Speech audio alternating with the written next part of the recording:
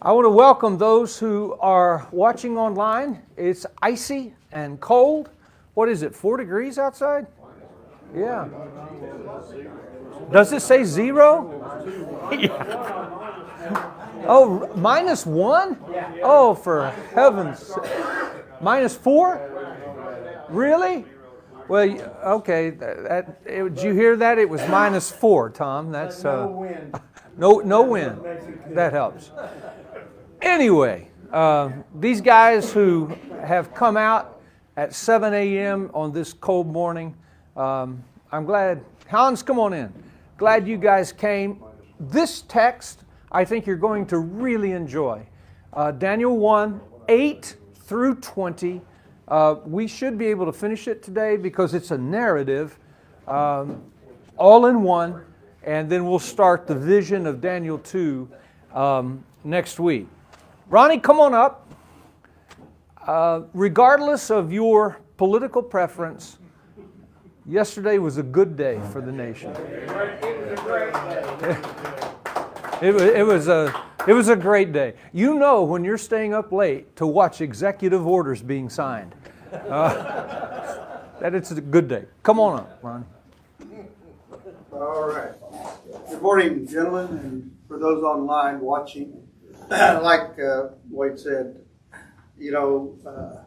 everybody has different political visions of what they want to see our country do. And I have to say that I'm for the administration that we have. And I heard Tom just say a minute ago, tears in his eyes. I even felt that too. Reverend Franklin Graham delivered a beautiful prayer. Yes, he did. And several of the others did too. And I truly believe that, I just pray that God leads President Trump to lead this country and this nation in the right direction. I was very happy to hear President Trump mention God several times when he was speaking. And so it just shows you, hopefully, and I pray that he's had a change of heart and that he's headed in the right direction too for salvation.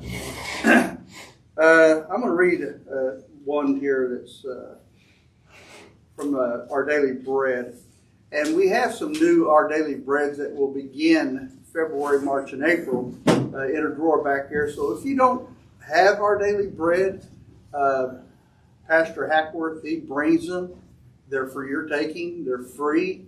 They're great little devotional books. If you don't read devotional books, it's something to actually do because it can inspire your heart. Anyway, a new beginning with God. Did your sin also put Jesus on the cross? That's the question Dutch painter Rembrandt seems to be asking in his 1633 masterpiece. The Raising of the Cross. Jesus appears in the center of the picture as his cross is lifted and put in place. 4 men are doing the lifting, but one stands out in the light surrounding Jesus. His clothing is different. He's dressed in the style of Rembrandt's day, wearing a cap the painter often wore. A closer look at his face reveals that Rembrandt has put himself into the painting, as if to say, my sins had a part in Jesus' death. But there's another who stands out. He's on horseback, looking directly out of the painting. Some see this as a second self-portrait of Rembrandt, engaging all who observe with a knowing glance that seems to ask, aren't you here too? Paul saw himself there, and we may also, because Jesus suffered and died for us as well. In Romans 5:10, he refers to himself and us as God's enemies. But even though our sins caused Jesus' death, his death reconciles us to God. God demonstrates his own love for us in this. While we were all still sinners, Christ died for us. We stand with both Rembrandt and Paul, sinners in need of forgiveness. Through his cross, Jesus offers us what we could never do for ourselves, and meets our deepest need, a new beginning with God. And here we are. This kind of stood out. This is from last week, actually. and I read it, I thought, man, I really like that because yesterday was a new beginning. For actually, hopefully, all people, Democrats and Republicans alike, that we actually unify and unite this country and make this country great things. I truly believe that it was God's intention for this country to be a leader in this world we're in today. Let's go to the Lord in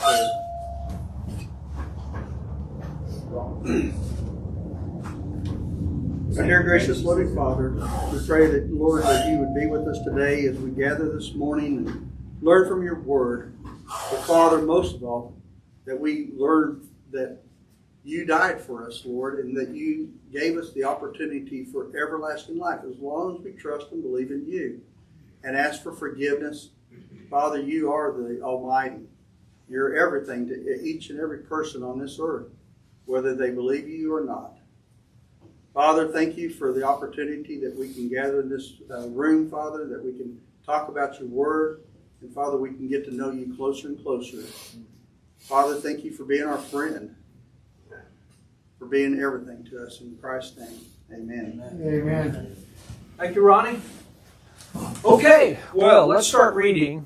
I'm going to go ahead and read verses 8 through 20, and then we'll come back, do a quick review. And you guys have been phenomenal in asking questions, making comments, and we really want your input today. So any questions as we read, mark them in your mind, be ready to ask them. Any comments, we want to hear from you. So let's make it group discussion. We'll begin in verse 8. But Daniel made up his mind that he would not defile himself with the king's choice food or with the wine which he drank. So he sought permission from the commander of the officials. If you're reading from the King James Version, I think it's a more accurate translation to say from the prince of eunuchs. He sought permission from the prince of eunuchs that he might not defile himself with the king's wine and the king's food. And I'll explain in just a moment why that meat of the king and wine of the king would have defiled Daniel. Verse 9. Now God granted Daniel favor and compassion in the sight of the commander of the officials, or the prince of eunuchs. By the way, his name is in verse 3. It's Ashpenaz, which is a Chaldean name, and some believe it means he who has an angry countenance. Now, if that's the case, there's something in verse 9 I want you to think through. We'll come back and discuss it. Let me read it again. Now, God granted Daniel favor and compassion in the sight of the prince of eunuchs, whose name means he who has an angry countenance. Verse 10. And the commander of the officials said to Daniel, that is Ashpenaz, said to Daniel, I am afraid of my lord the king, that's Nebuchadnezzar, the king of Babylon, who has appointed your food and your drink. For why should he see your faces looking more haggard than the youths who are of your own age? That little phrase, the youths who are of your own age, that's the indication that there were more Jews from Jerusalem, from the court of the king of Judah, that had come with Daniel, Hananiah, Azariah, Mishael, more of them. So these four are separated from the other Jews that have come with them of the same age. Ages about 17 to 20 were the ages of these Jews who had been captured. Verse 11, or into verse 10. If you look more haggard than the other Jews who've come with you, you would make me forfeit my head to the king. In other words, he'll kill me. Verse 11, because Ashpenaz was in charge of all the eunuchs in the court to train them. But Daniel said to the overseer, whom the commander of the officials had appointed over Daniel Hananiah, Mishael, and Azariah. And of course, if you underline those 4 names, those are their Hebrew names. And Daniel means God is my governor, God is my judge. Hananiah, God is gracious to me. Mishael, who is like unto God. And Azariah, God is my help. These are beautiful names. Verse 12, please test your servants for 10 days, and let us be given some vegetables to eat and water to drink. Now, if you're reading from the King James Version, it says, please let us eat pulse, P-U-L-S-E. And in a moment, I'll show you what pulse is. It's translated vegetables in other translations. And water to drink rather than wine. Then let our appearance be observed in your presence, and the appearance of the youths who are eating the king's choice food. And deal with your servants according to what you see after 10 days. So he listened to them in this matter and tested them for 10 days. By the way, let me pause right there. You may not have caught this, but there is a switch when Ashpenaz says, no, I'll lose my head if I do this. They appeal to a lesser official, and we'll talk about that in just a moment, who gives them 10 days. And Jerry, what he does during these 10 days, he takes the meat and the wine assigned to them. You just can't leave it hanging around the palace, because somebody might snitch and say, who's not eating the meat? Who's not drinking their wine? So this lesser official takes it home to his own family. Yeah. Of course. Yeah, of course. He's a pretty smart guy, I guess. So, verse 14, he listened to them in this matter, tested them for 10 days. And at the end of 10 days, their appearance seemed better, and they were fatter than all the youths who had been eating the king's choice food. So the overseer continued to withhold their choice food and the wine they were to drink, and kept giving them vegetables or pulse. Verse 17, as for these 4 youths, God gave them knowledge and intelligence in every branch of literature and wisdom. Daniel even understood all kinds of visions and dreams. And we're going to come to chapter 2 next week, where the first vision of Nebuchadnezzar is interpreted by Daniel. Then at the end of the days, which the king had specified for presenting them, the commander of the officials presented them before Nebuchadnezzar. The king talked with them, and out of them all, not one was found like Daniel, Hananiah, Mishael, and Azariah. So they entered the king's personal service. And by the way, that's after 3 years. That's a long time. Verse 20, as for every matter of wisdom and understanding about which the king consulted them, he found them, and in literal Hebrew, it's 10 hands better. It's translated in English, 10 times better than all the magicians and conjurers who were in all his realm. Verse 21, and Daniel continued until the first year of Cyrus the king. Look at Cyrus being mentioned here. Cyrus was king of Persia who ended up conquering Babylon. You read about it in Daniel chapter 5. This is one of the reasons why we know that the story of Daniel is both historical and prophetical. So let me give you a quick review, and then we're going to come back and discuss the text. Make your comments or your questions. Remember, Daniel means God is my governor, or God is my judge. And I want you to see that he was born 622 BC. And he died 537 BC at the age of 85. He lived to be 85 years old. He was a prince in Babylon. He was a eunuch. He was castrated like all the other servants who worked in the palace of Nebuchadnezzar. And Jeremiah even prophesied this. By the way, for those of you who have any interest, Jeremiah is about 20 years older than Daniel. So he was a contemporary of Daniel, just half a generation older. And as you know, if you've listened last week, or those of you in our Ezekiel study, Ezekiel and Daniel are the same age. They were born at the same time, 622 BC. But Ezekiel dies at the age of 52 in 570 Daniel lives to age 85. Last week, we saw this. Nebuchadnezzar becomes king of Babylon, replacing his father in 605 BC. And he comes to Jerusalem and he demands that the king of Judah, Jehoiakim was his name, pay taxes. And then he says, and I want some of your best young men to come with me. And so Daniel, Hananiah, Azariah, Mishael, and others are taken by Nebuchadnezzar. But here's the deal.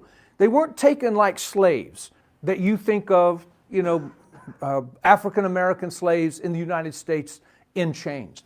This was economic slavery.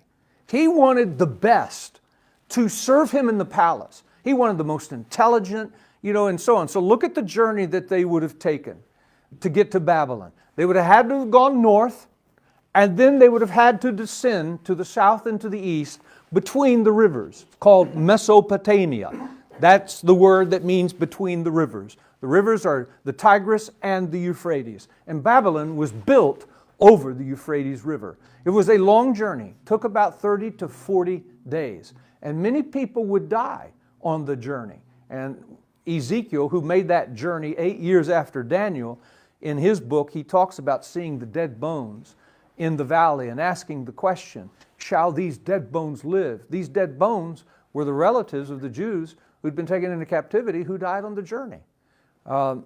605, Daniel, Shadrach, Meshach, and Abednego. I gave you their Babylonian names. Their names were changed. They were taken into captivity.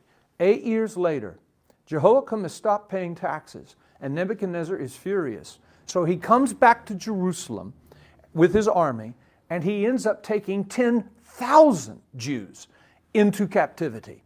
And he removes Jehoiakim as king and puts in a puppet king, Jehoiakim with an N, who only serves for about 3 months.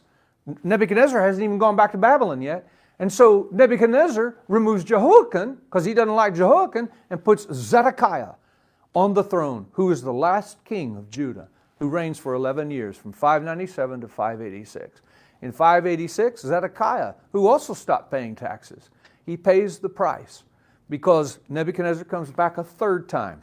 And in 586 BC, he wipes out Jerusalem, he destroys the temple, and he takes everyone captive, all the Jews captive to Babylon. 3 waves of captivity. But there's one guy that he doesn't take into captivity. One guy. Anybody? There you go, Jeremiah. Why? Because his troops found him in prison underneath Zedekiah's living room. And when they pulled Jeremiah out, it's like, the enemy of my enemy is my friend. And, what are you doing in prison here? And he explains that he had, by the way, Jeremiah told the king, King Zedekiah, don't stop paying taxes. God has sent Babylon to us and Nebuchadnezzar to rule over us. Pay taxes. And the king refused Jeremiah and imprisoned him, put him in stocks and put a hood over his head. So that's an incredible story. Daniel is taken to Babylon and he serves in the city of Babylon. In the city. The other Jews live outside the city, including Ezekiel. I'll show you a map. But Babylon was like the New York City of Daniel and Ezekiel's day. Tel Aviv, right here. Just about, 5 miles. It's like Wacomas to Enid. Tel Aviv is where Ezekiel and the 10,000 Jews lived. And in honor of Tel Aviv in Babylon, when Israel was rebuilt, Tel Aviv is named in honor of this city. Daniel becomes the chief magus of Babylon. I did not say the chief maga. He was the chief magus of Babylon. Magus means the chief scientist. He is the chief intellectual. He was the one who basically ran the laboratory. He studied the stars. He could interpret dreams. He ruled over all the magi of Babylon. And of course, as you know, when Jesus was born, the magi from the east came asking, where is he who is born King of the Jews? Why were they asking that? Because the chief magus had started the school of the magi. And the Magi knew when the King of the Jews was to be born because Daniel prophesied it. By the way, last week, Stan, I told you that the Hebrews refused to call Daniel a prophet, and they put him in the writings, the hagiography. They don't put him in the list of the prophets in the Hebrew Scriptures. Anybody want to take a guess why the Jews throughout the centuries have not wanted to call Daniel a prophet? Because every Jew who studies the book of Daniel realizes that he predicted when the Messiah would come. And the Jews do not want to believe Jesus is the Messiah. So they move him to the writings. And even when they come to Daniel 9, where I'll show you, Daniel tells the Magi when the Messiah is coming. The Jews ignore it. By the way, in Daniel 1, it says that Daniel and Hananiah, Azariah, and Mishael were taken to Shinar, Shinar. That's the biblical name for Mesopotamia, between the rivers. So it's Shinar, Mesopotamian, and Babylon, of course, was the capital. Almost done, and then we'll go to our text. This is the kingdom of Babylon in Daniel's day. It ruled the known civilized world. By the way, in this time, you didn't go past the gates of Gibraltar, which was the entry into the Mediterranean Sea. That was unknown territory. But I will tell you this, there were some descendants of Noah who had already made it past the gates of Gibraltar. They were incredible boat people. And some of those who made it past the gates were the 10 scattered tribes of the northern kingdom of Israel. And we know that through DNA. The Cherokees on the East Coast in North Carolina have Jewish DNA in them. Yeah, that'll kind of blow your mind. Here's the Hebrew Tanakh, the Hebrew Bible, and you see Daniel is not listed among the Nevi'im, the prophets. He's listed in the Ketuvim. And you know, Bill Blom, our resident scholar and theologian at the back, he makes a great point about Ezra and Nehemiah not being prophets. And little tidbit, and Ronnie, this is for those who are Christians who really get angry with me because they're like, wait, you're too political. You need to be about the kingdom. And that's frankly the reason I resigned from Emmanuel, because I didn't want to talk about politics from the pulpit. It's all about the kingdom of Christ. But man, I was so ticked off with what was happening in our country. I'm like, I'm going to do something about it. And so on. But my pastor friends are like, Wade, come on, just preach the kingdom. And I'm like, guys, Ezra and Nehemiah and Daniel, they established a government, and they told the people of Israel after they came back from Babylonian captivity, if we don't do this right, we will not survive as a nation. So what they did is they closed the walls up. They had a test of faith to become a citizen. You had to believe in one God, Yahweh, and so on. But that's politics. What does Isaiah say? Keep the doors open, don't build the walls, let the foreigners in. That's the gospel. And I say, until you understand and make a separation between the kingdom and the state, you will never get the Bible right. You've got to separate. And the problem with liberals is they want the state to look like the church. Tear the walls down. Feed everybody everything that they need. Let the prisoners go. No, that's the church. But then conservative churches want the church to look like the state. Close the back doors. Make people pay the price. You know, and I'm like, guys, why don't you just treat the nation as a nation? Closed borders, basically acknowledgement of divine law, and why don't you open your doors in the church and be a true kingdom, a gospel church? And that's why people call me liberal as a pastor, and they call me a right-wing fanatic as a politician. I'm like, no, I think I'm biblically consistent. I separate Ezra and Nehemiah from Isaiah. Make sense? Not really? Okay, I was just asking. Okay, well, I'm glad it does to you, Tom. These are the Babylonian names. They gave the names of the gods of Babylon to these 4 Hebrew boys. Now, before we start our discussion, this is the prophecy I mentioned last week that Jeremiah made about Hezekiah. By the way, the Jews believe Daniel came from Hezekiah's family. He was part of the princely court. Two quick things, and we're done, and then we've got 35 minutes for discussion. I want you to see something. When God called Abram, He called him out of Ur of the Chaldees. That's the Chaldeans, another biblical name for Babylonians. He called him out of here. His father, Terah, worshipped the gods, had little statues that Abraham refused to worship.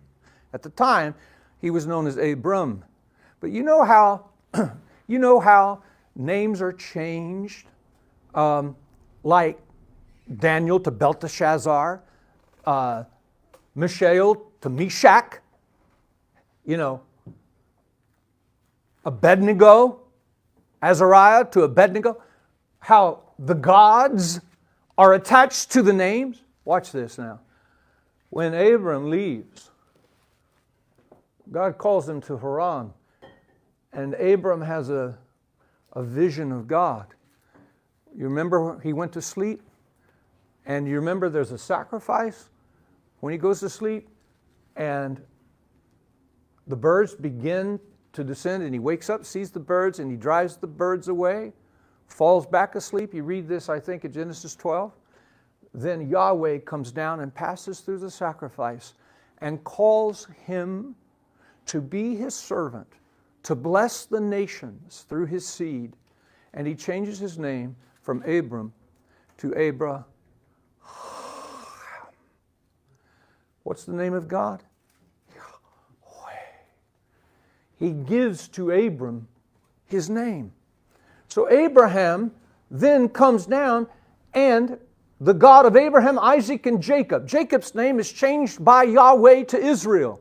Israel has 12 sons, and Yahweh makes a covenant with the nation of Israel, saying, I will bless you and prosper you if you obey me, if you keep my word, if you're a light to the nations.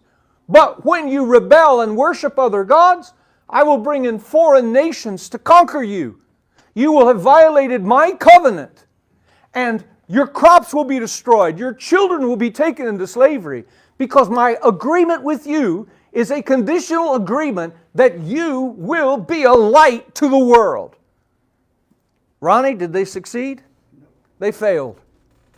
So Jesus sent the true Israel, his son, who accomplished what national Israel could not accomplish. And everything about Jesus, the true Israel, the Son of Yahweh, parallels the nation of Israel. His birth, his life, all of it. Born during the Feast of Tabernacles, died during the Feast of Passover, in the tomb during the Feast of Unleavened Bread, rising from the tomb on the Feast of the Waving of the First Fruits, sending His Spirit on the Feast of Pentecost, and so on. Jesus, baptized at Beth Abarah, where the nation of Israel crossed the Jordan River. Jesus was baptized there in the wilderness for 40 days, as the nation of Israel was in the wilderness for 40 years. But here's my point. When the Jews broke the covenant, guess what? They were taken back to the place everything started. And Bill Blum, my teacher, says when they're taken into Babylonian captivity, the prophets who are there are told there's a new agreement coming. And the long engagement with the Jews before that new agreement is consummated in the Lord Jesus Christ begins in Babylon. But my point is, they're taken back to the very place where Abram started. Bill, you got a comment? Well, it just a light bulb came on. Uh-oh, that's dangerous. That Daniel was there when the Jews came in from 586. So they were introduced to the Messiah through Daniel. So they were introduced to the new system even back then. They were. Thank you, Bill. And we're going to come to that. They even read Daniel's scroll. They even read Nebuchadnezzar's conversion. They were taught of the Messiah coming. Okay, why did Daniel and the boys not eat the meat or drink the wine? It was not against the Torah. It was not against the instruction that God gave to his people in the form of a covenant to drink wine. Neither was it against the law to eat meat. There couldn't be blood in it, of course. It couldn't be a cloven hoof. There were different requirements. But why did Daniel say, I'll defile myself if I eat meat or drink wine? Tom? Presented to idols. That's it. Yep. Here's the picture right there. This meat and this wine was presented by the Babylonians as a sacrifice to Nebu, as a sacrifice to their god. By the way, Shak was the god of the sun. There were all kinds of gods. They were polytheists. They had Jupiter that they called Baal Jupiter. They had temples for each of them. They had the mother queen who gave a son, one of the gods. I mean, they worshiped all. And what they would do, they'd go to the ziggurats and they would pour a little bit of wine out and say their prayers. They would sacrifice their cattle and say their prayers to the gods, and then they'd take what was left over home and they'd eat. And they would say, okay, gods, bless us. We give you honor. Well, Daniel says, I'm not going to do that. I'm not going to do that. That's why they refused. And by the way, notice, in the refusal, almost done here, in the refusal, they didn't demand. Too strong of a word. I despise Christians who demand of government officials certain things.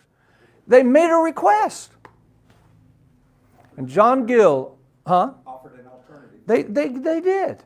And John Gill on Daniel 1 verse 9, in the King James it says, God brought Daniel into favor and tender love with the prince of eunuchs, whose name means he who has an angry countenance. And Gill says this, and it's something I hope you take away with you. Whatever favor is shown to good men by bad men is from the Lord. If you work for a bad man, ask the Lord for favor. Tom? Well, it seems like they had favor with the guard who worked for them. That's a great point. So did the eunuch actually know what was going on? Well, that's a good point, Tom. And I think you're probably spot on. I don't think the Prince of Eunuch probably knew what was going on. But the fact that a request was made and there was a civil denial, and then it was the under official that came in, good point. By the way, Ronnie, go ahead. Interesting thing about this is Daniel was a young man. I mean, Yep. very young. 17. At this time. Yep. He was brought up in the love of God Yep. by his parents, and he no longer had his parents there to Exactly. guide him. So he had been instilled with God so deeply That's at excellent. a young age that he continued to follow God's desire and will. I believe every youth group of every evangelical church should study Daniel 1 and make the point you just made. He was without parents, but he had strong conviction. Tom? Okay, I got a question about, you've always taught that, and I believe this, that empires conquered other Yeah. people because of the taxation and all Yeah. that. Well, it seems like to me that Nebuchadnezzar always had some sort of deeper understanding of the Jewish people. Yeah. Because he took the smartest and the brightest, evidently, from the first Yes. group that went. Yes. And then he finally went and conquered Yes. them all because they quit paying taxes. That's correct. So he had like a double motive there going on there with the Jewish people. Like he always, and then he got converted. Agreed. You know, so. Agreed. In fact, in his testimony, Daniel 4, he says, now I know that Yahweh is the God, the chief God. He alone is creator and ruler of the universe. We'll see that when we study that. Good point, Tom. Hey, by the way, Howard and then Bill. You pointed out in 11 that Daniel talks to the overseer. Yes. But back in verse 3, as you mentioned, ordered Ashpenaz, the chief of his officials, Yes. But in 8, 9, and 10, it doesn't say the chief, it says the commander. So is that a different person or is it the same? Different. Word. Different. So we have three people. We have the chief, we have the commander, and we have the overseer. Yeah, the overseer, I'll look. The Jews say his name was Malchor. He was the one that worked closest with the boys. And let me get his name for you. That sounds like the U.S. government. Yeah, exactly. Let me get his name for you. By the way, if you guys do not have John Gill online, it's free. You need to Google John Gill commentary on Daniel, and he goes through this. Ashpenaz is mentioned in verse 3. He's the chief of the eunuchs. Now we come to the name of the official, the sub-official. Anybody, as I look for this, anybody have another comment or question? But it is different, Howard, and there could be three. So, yeah, so the Ashpenaz is the chief, but there's somebody else who's Yep. the commander, we don't know his name, but then under the commander is the overseer, and that's the Melchor. Yep, you So got how it. does the commander fit in with the chief? It would be like you have the king, you have the prince of eunuchs, But then that's Ashpenaz. that's Ashpenaz. Then you have the overseer of the overseers. That's the official you're mentioning. That's the commander. Commander, not named. Then you have the overseer. So yeah, it does sound like the federal government. In the King James Version, it does say Melzar. Oh! Melzar in verse 16, where in the New American Standard says overseer. Okay, very good. Thank you, Ronnie. I wasn't looking at the King James. So it is verse 16 and spell that. Melzar. Yeah, that's it, Melzar. Yeah, I said Malchor. It's Melzar. So Melzar is the guy who for 3 years had his family eat free meat and drink free wine. Because he took it from the 4 boys and gave them pulse. Now let me show you what pulse is. King James says pulse. You probably... When you hear the word pulse, what do you think of? Yeah. Pulse is the seed of life. And that's what pulse means. So pulse, the ancient word, any edible seed that would produce life in crops, such as peas, beans, lentils. You plant the lentil, plant the peas, plant the beans, you end up having a cross. That's called pulse. So it's translated seeds or vegetables. Basically, it's chickpeas, lentils, dried peas, beans. This is pulse. So the overseer would bring pulse. Yeah. Wheat.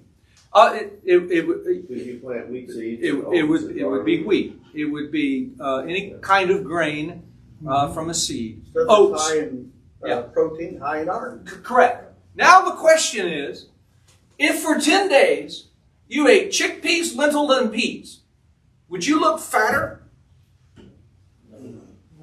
No. And Curtis, we're going to come to you. This is why John Gill in his commentary says that the glow, the countenance, and the fatness was not due to the diet. It was due to God's providence and grace in honoring men who refuse to bow to the gods of Babylon. Does that make sense? That's what they say. Curtis, go ahead. Well, let's talk about castration for a little bit. Okay. Okay, what happens to a young man when he gets castrated? Oh, good point. He loses body. Yeah, testosterone. Yeah. So, is it a combination of them losing some of their masculinity along with Oh, good point. the protein? And they were on a different diet in Good point. Israel than the Babylonians were. Correct. So plus, if you watch some of those shows where the survivors are up north, Yes. they ate the animals they were able to kill, Yes. but the animals didn't have any fat on them. They ended up starving while they were eating meat. Interesting. And so Yeah, the countenance, the glow, I agree with that too, but it's also the diet they may have been used to eating back home. A lot of grains that all of a sudden jump-started or kept their body Good point, developing. Curtis. Or even if it didn't develop, but Yeah. stayed, Yeah, everyone else, since they were castrated, Yeah. would start to lose their masculinity. good point, Curtis. Never thought of it like that. I can see that. I can definitely You see see it that. indeed. Yeah, yeah. Bill.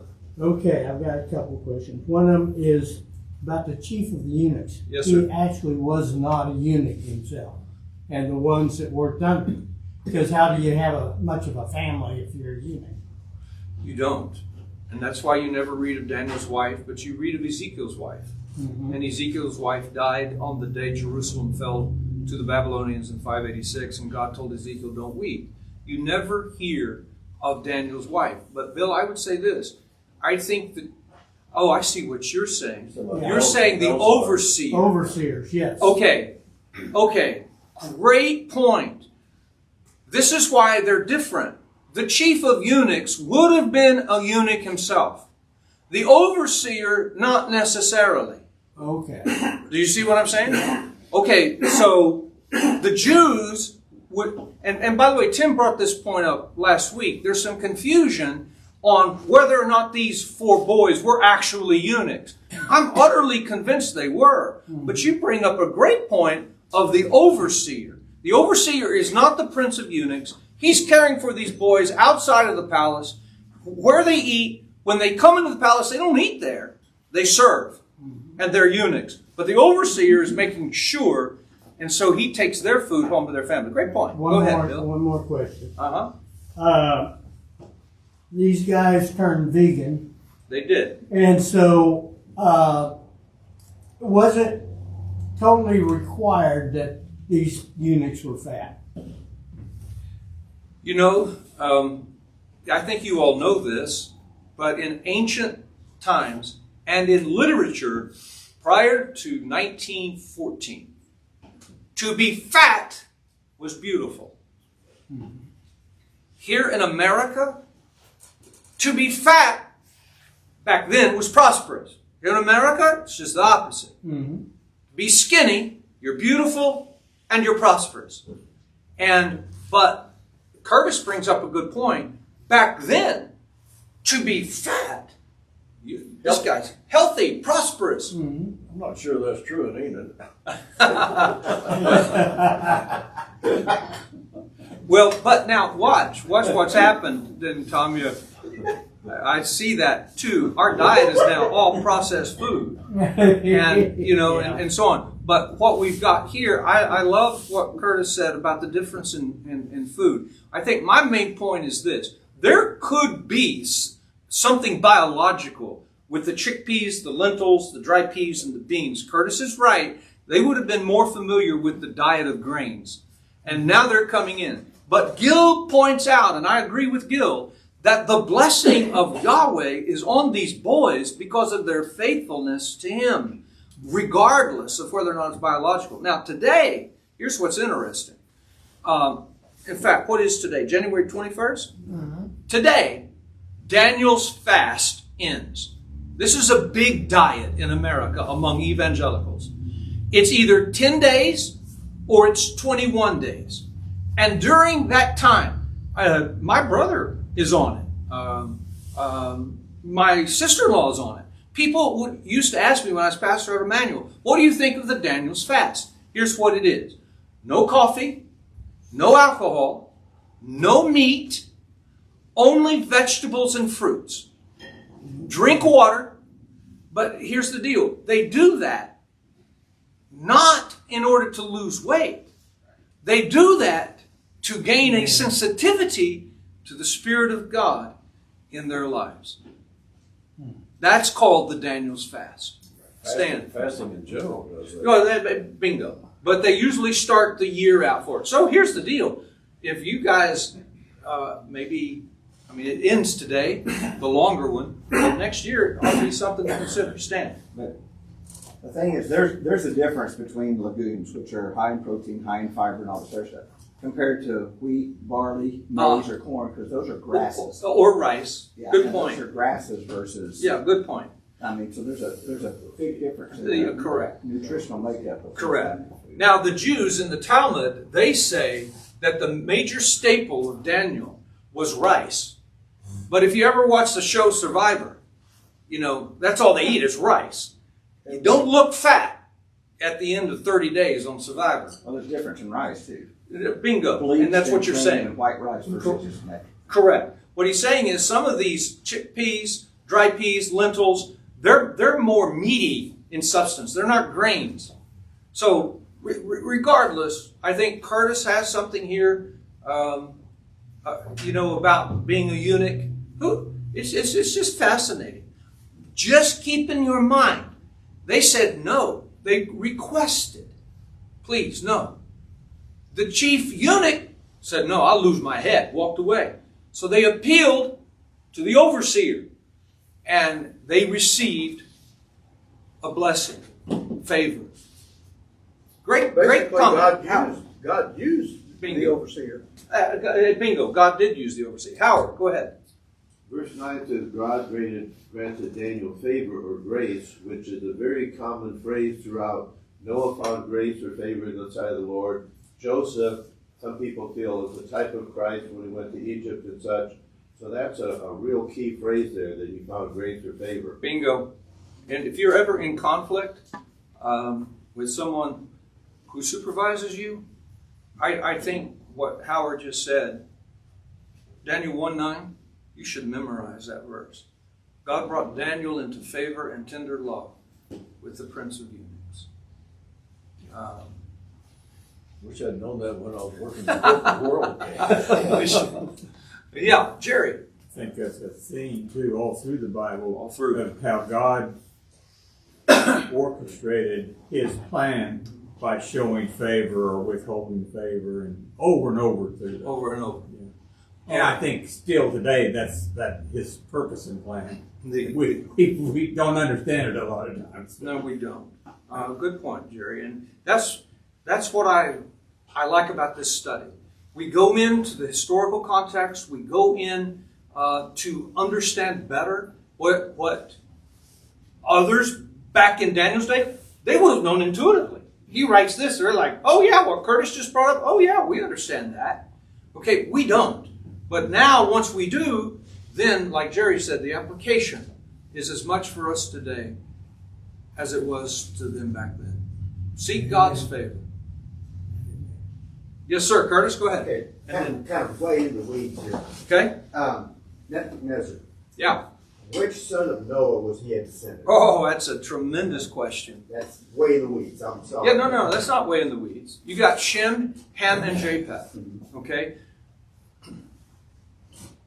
He was an offshoot of Shem. He was Semitic. The Akkadian language, which is the Chaldean language, they're all Semites. It's very similar, but it's like a distant cousin to the Jews. He wasn't Hamite, and he wasn't Japhethite. Japhethite are the Greeks and the Europeans. So he was an offshoot of Shem, Semitic. And by the way, we could go to Genesis 10 and we could look at that. The Chaldean language and the Hebrew language is very similar. Go ahead. Maybe that's why he was partial. Well, bingo, Tom. You just answered your own question. I think there was a partiality to the Jews. But never forget this. Nebuchadnezzar captured people from all the countries that he dominated. This is why when Cyrus diverts the Euphrates River, October 539 BC, marches his troops under the walls of Babylon, one of the great wonders of the ancient world. You read about it in Daniel 5. The night that the hand of Yahweh appears on the wall, writing, Mene, Mene, Tekel Upharsin, you have been weighed in the balances of my justice. Belshazzar. Not Belteshazzar, that's Daniel's name. Belshazzar without the T. That's the grandson of Nebuchadnezzar. And tonight your life is required. The Persians conquered Babylon that night. And Cyrus releases all the captives. And if you walk into the British Museum in downtown London, you walk in the front door, turn to your right, pay your fee, come back out, walk in, Cyrus's cylinder is the first thing you see. Nobody has a clue at what they're looking at. But Cyrus ordered his scribe to write on this cylinder, all the captives are free to return home. And when you go home, I'll give you funds to build your temple to your God and make a prayer for Cyrus and his family. How'd they get it? Huh? How did they get it? Okay. You ever watch the movie Raiders of the Lost Ark? Okay, here's what happened. The British, the colonial British, during World War I, would attack these lands, Babylon, Iraq, and they sent in excavators, and they found it.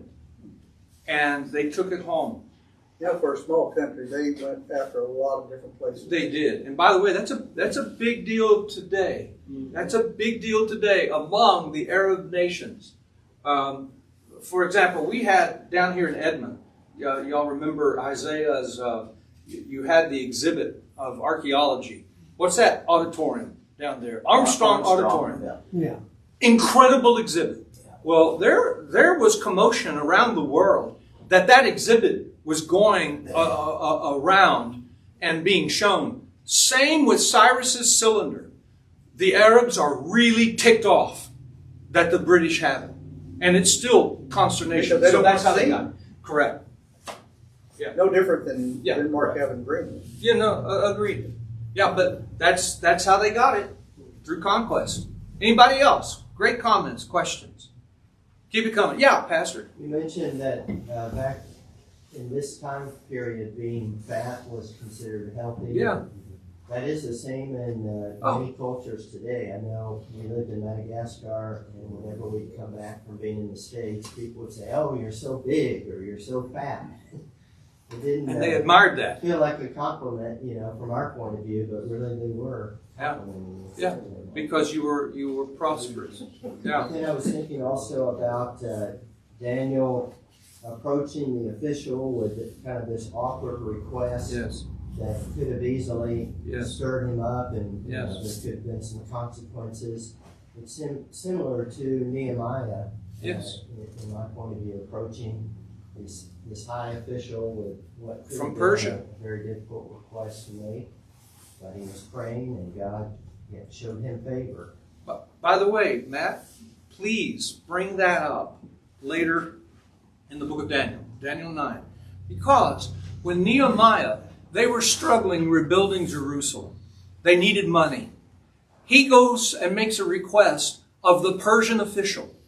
And we'll see, Daniel writes, from the issuing of the decree to rebuild the streets, walls, and courts of Jerusalem, until the coming of Messiah the Prince, will be, and he marks it out.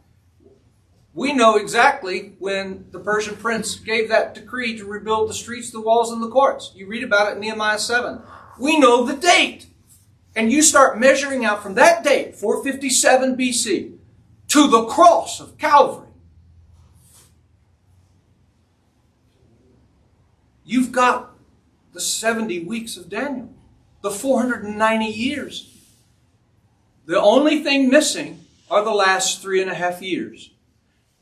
Let me say this. I don't mean to confuse you, but let me just say this. Please don't be offended. If you believe in the 7-year tribulation, and you believe that the rapture will occur, and then the 70th week of Daniel will take place, Battle of Armageddon and so on, I just say, I respect you, but I'm like, I cannot see for one moment how anybody can believe that. Because that 70th week of Daniel, in the midst of that week, Messiah will be cut off. Sins will be atoned for. They have to say that's the Antichrist. Daniel is saying that's the Messiah, the Prince who is cut off. But people say, what happened 3.5 years after Jesus died and rose again? 3.5 years after that, exactly. The end of the 70th week of Daniel. Stephen is stoned He is the first martyr of the Christian faith. By the way, in Scripture, do you know what stoning was for? The violation of a covenant. The reason adulteresses and adulterers were stoned is because they violated their marriage covenant. Israel violated their covenant. And it's the Jews who pick up the stones and kill Stephen, who trusts in the Prince of the New Covenant. It is officially over. However, God, in His grace, gives 40 years to the Jews. Because anytime He makes a transition in dealing with the world, there's a delay of 40 days of rain. 40 days in the wilderness for Jesus. 40 years in the wilderness for the Jews. Why 40 years after the death of Jesus Christ? Because the gospel was to go to His first covenant people first, to the Jews first, then the Gentiles. And in AD 70, the consummation of the new covenant takes place, and the temple is destroyed. And now you are the temple of the living God. Yes, sir. So let me be clear on this. When Nebuchadnezzar sends his people in 605 to take these captives, somebody had to have studied who to take. Yeah. All right? Yeah. In order for them to understand who these, Yeah. Daniel Yeah. and, Right. These And young men are yeah. that they're going to Yeah. want to take back to the Yeah. king. So during that time, Daniel would have had to petition this information Yeah. to him about the food that they would be able to eat before they would travel all the way from there Oh, good to point. Babylon. Good point. So God's favor would have had to start from the very point of time Wholeheartedly agree. for them to, You're saying even because on he's going to be in captivity or training Yeah. even 3 years. Yeah. Okay, but they would have to have petition that Yeah. long before all that would have started. Well, and here's what I would say. That's a great point. On their journey of 40 days, they would have had to have eaten loons, all the stuff we mentioned here, pulse, because that's what they would have eaten. But here's the deal. They wouldn't have had the meat or the wine. It would have spoiled on the journey. They didn't get that till they got to Babylon in the king's court. But and Curtis said the same thing. They're used to this diet. So what the king is trying to do is say, look, I want to make you richer, fatter, more prosperous. You eat my meat, you drink my wine. And your point is well taken, so is Curtis's. They said, look, God's taking care of us already. He'll continue. Hans, you'll have the last word and we'll be done I today. have a question. What caused those on that journey? There was death. Is there information about that? Why did those people die on that journey? That is a fabulous question. On the first journey, 605 BC, I don't think anybody died. They were young men. They were young men. More than the 4 we mentioned. Young men taken. In 597, when they took 10,000, many died. Many died. Are those the ones that Ezekiel saw there? Yes. Great point. That journey that we mapped out here, remember there were other nations beside Israel. Let me show you this. You guys are asking some brilliant questions. Let me show you this and we'll close with this. Your question is, what were the bones that Ezekiel saw? Okay. I'll show you this.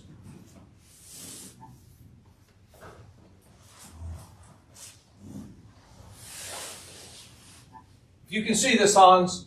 Babylon conquered this nation, this nation, this nation, bypassed Judah because they had a peace agreement with Jehoiakim. So there were a lot of people who marched this direction. So Ezekiel and even Daniel probably would have seen bones in the valley. But it wouldn't have been Jewish bones. However, by the time of 586, as all the Jews, at least vast majority, except for Jeremiah and some of his family, and a few others. All the Jews were taken. We read in Chronicles that the Babylonian soldiers mocked the Jews, saying, "Those are your cousins." Whether it was true or not, Hans, doesn't make any difference. Because if you look at a dried bone, you're not going to know if it was your cousin or not. But they were mocking them. These are your people. They died in the wilderness. So they come to Ezekiel, who had warned them that they're going to go into captivity, and they ask the question, why are God's people, God's chosen people, dying in Mesopotamia on the march? And the question is answered by Ezekiel saying, "Shall these dry bones live?" And in the vision, he sees the flesh coming to the bones. And look, it's just a vision, but it's a picture of a nation that has died, being reborn. But get this now, and I'll close with this. Put it in your pipe and smoke it this week. The nation reborn is not the nation of Ezra and Nehemiah. The nation reborn is us. Who said that? Is us. Kenny, brilliant. It's us. It's the new covenant. We live because God has made us alive. People of God. We are the new people of God. God bless you. See you next week as we begin Daniel chapter 2. Got your house.